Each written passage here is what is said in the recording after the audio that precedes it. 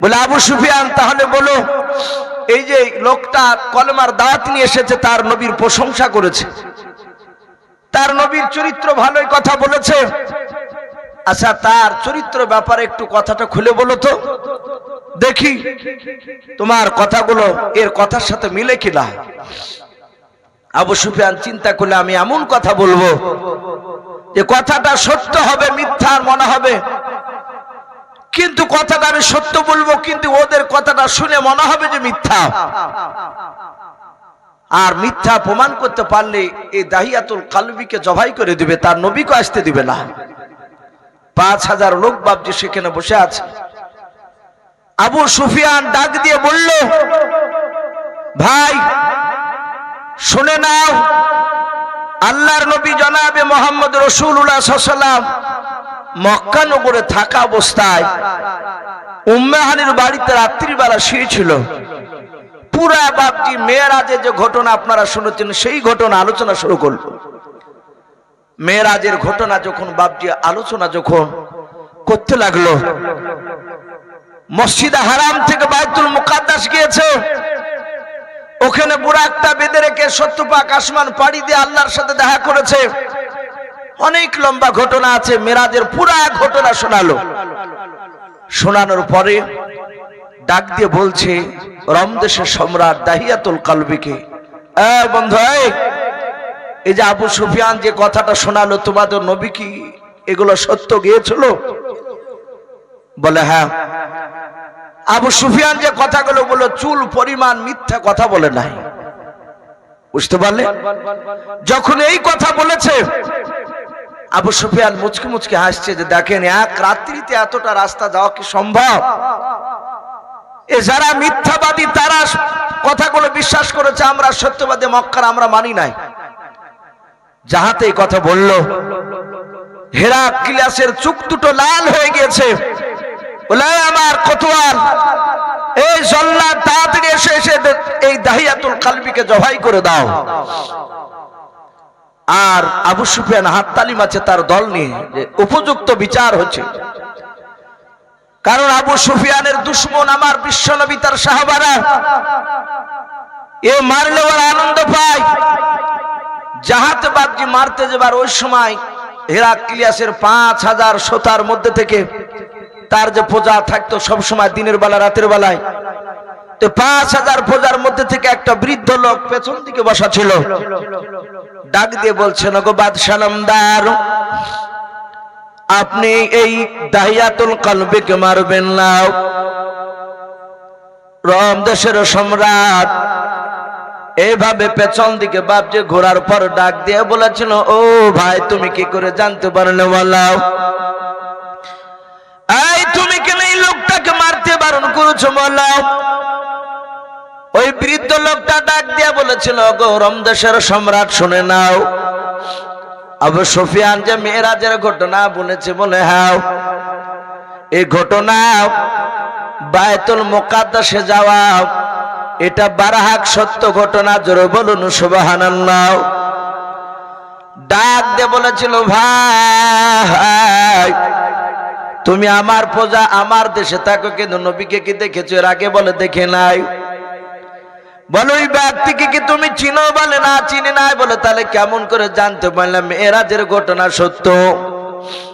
ডাক দিয়ে বলেছিল, ওগো বাদশা নামদার, আমি আপনার দরবারে থাকার এক নাই দুই নাই। ওগো বাদশা নামদার, আমি আপনার দরবারে আসার বেশ কয়েক মাস আপনি শুনে নেন আগে আমাকে নিয়ে এসেছিলেন। আজ থেকে নিয়ে কয়েক মাস আগে আপনার দরবারে আসার পূর্বে আমি ওই বাইতুল মুকাদ্দাসের আমি খাদিম ছিলাম। বলুন সুবহানাল্লাহ। বলে খাদিম ছিল? বলে হ্যাঁ, আমার বাড়ি বাইতুল মুকাদ্দাসে, এটা আপনি ভালো জানেন। বলে জানি। আমার সুনাম চারিদিকে ছড়ে গিয়েছিল, তাই আপনি মোটা টাকা দিয়ে কিনে নিয়ে এসেছেন আপনার দেশে আমাকে। বলে হ্যাঁ। ওগো বাদশাহ, ওই রজব মাসের 27 তারিখে যাব সুফিয়ান কথা আলোচনা করুন। ওগো বাদশা নামদার, ওই রাত্রিবেলায় শুধু নাই বাইতুল মুকাদ্দাসে আমি যতদিন খাতিম ছিলাম আমার কাজ ছিল সবাই মিলে রাত্রিবেলায় ইবাদত করে যখন বাড়ি চলে যেত সবারই পেছনে আমি দরজাগুলো বন্ধ করে দিয়েও বাড়ি চলে যেতাম। আবার সব মুসল্লিরা নামাজ পড়তে আসার আগে আমি কি করতাম, ওই মসজিদে বাইতুল মুকাদ্দাসের দরজাগুলো খুলে দিতাম। ওগো বাদশা নামদার, এক রাত্রিতে যেই রাত্রি কথাটা আবু সুফিয়ান আলোচনা করলো, ওই রাত্রিতে আমি মসজিদে বাইতুল মুকাদ্দাসের আমি দরজাগুলো বন্ধ করতে করতে মাঝখার দরজাটা আমি আর বন্ধ করতে পারলাম না, শত চেষ্টা করে লাগাতে পারলাম না। ওই রাত্রিবেলায় মসজিদের আমি আশপাশের আমি যুবক ছেলেদেরকে আমি 10-12টা ডাকলাম। সব যুবক ছেলেরা এসে বলেছিল, হুজুর আপনি কি বলছেন বলুন, আমাদেরকে কেন ডাকলেন? বলেছিলাম বাবা সব দরজা লেগে গিয়েছে কিন্তু এই দরজাটা লাগে নাই। ওরে আমার বাবা, সবাই মিলে ধাক্কা মেরে দরজাটা আমরা লেগে দিয়ে বাড়ি চলে যাব। ওগো বাদশা নামদার, 10-12টা যুবক ছেলে আমিও সঙ্গে কি করলাম, দরজায় হাত দিয়ে ধাক্কা মারতে লাগলাম। ওগো বাদশা,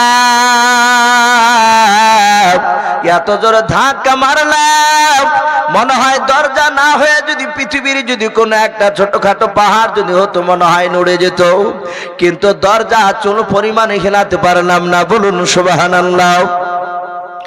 ও বাদশা নামদার, বেশ কয়েকটা যুবক বলেছিল হুজুর এই দরজার লাগানো যাবে না, মনে হয় ছাদ নেমে গিয়েছে। ওগো বাদশা নামদার, সকালবেলায় আমরা যন্ত্র নিয়ে এসে আমরা ছাদ কেটে আমরা কি করব, মসজিদ খানা দরজা ফিটিং করে নিয়ে যাব। রাত্রিবেলায় বাড়ি চলুন, আর লাগানো যাবে না। ওগো আমার বাদশা, সবাই মিলে চলে গেলাম বাড়ি। আমার বিবির কাছে গিয়ে ঘটনাটা শোনালাম। আমার বিবি ছিল দিনদার নিয়ে আল্লাহ ওয়ালি ছিল। আমার বিবি কথা শোনার পর ডাক দিয়ে বলেছিল, ওগো আমার প্রাণের স্বামী, আমার মনে হয় সারা পৃথিবীর মধ্যে সবচেয়ে যিনি মহাপুরুষ, যিনি আল্লাহওয়ালা মানুষ, আমার মনে হয় তিনি আজকে হয়তো আমাদের মসজিদে নামাজ পড়তে আসবেন। জোরে বলুন সুবহানাল্লাহ। ও বাদশা নামদার, আমার বিবির কথা আমি অত গুরুত্ব দিলাম না। সকালবেলায় যখন আমি আসলাম দেখলাম যেভাবে দরজা খোলা ছিল ওইভাবে দরজাটা খোলা আছে, কিন্তু বাদশা দেখলাম ওই দরজার গোড়েতে একটা পাথর পড়েছিল, যে পাথরটা রাত্রিবেলায় ছিল না ওই দরজার গোড়েতে, কিন্তু সকালে দেখলাম পাথর পড়ে আছে। পাথরটা দেখলাম ছিদ্র করা, ফুটো করা। আমি দরজার নিচু দিকে আমি তাকিয়ে দেখলাম দরজার কাছে মনে হচ্ছিল কোনো একটা জানোয়ার ওই পাথরে বাঁধা ছিল, আর ওই জানোয়ারটা ওখানে ঘোরাফেরা করেছে, তার পায়ের ছাপ দেখতে পেয়েছিলাম। কিন্তু ওগো বাদশাহ, কিসের ছাপ সেটা আমি চিনতে পারিনি। যে মানুষটা বাপজি জীবনে বাঘ দেখেনি, ও বইয়ে ছাপানো বাঘ দেখেনি, তাহলে তার পায়ের পাহাতি বাপজি পায়ের যে খোপা, এগুলো দেখে আপনার কিছুই আপনার বুঝতে পারবে না যে এটা কিসের ছাপ হতে পারে। বোরাক তো বাপজি একমাত্র রাসূলুল্লাহ আর জিবরিল ছাড়া কেউ দেখে না দুনিয়ার। তাই উনি আবু সুফিয়ান যে বাপজি কথাটা বলেছিল যে বোরাক ওখানে নিচে বাধা হয়েছিল, বলেন বাদশা নামদার আবু সুফিয়ানের কথা শুনে আর সেই দিনকে রাত্রির আমি যা দেখেছিলাম তা মিলে যাচ্ছে। আমার ধারণা মেরাজের ঘটনা বারাহাক সত্য। জোরে বলুন সুবহানাল্লাহ।